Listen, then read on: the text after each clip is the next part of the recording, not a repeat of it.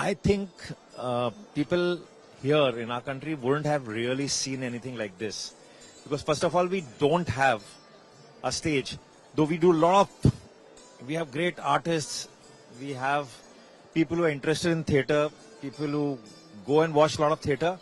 But unfortunately, till now we had very basic stages. So now for the first time we have a stage where sets are getting changed. Suddenly things are going up and down. You have lightings which are digitally controlled with music. So all that you ever desire.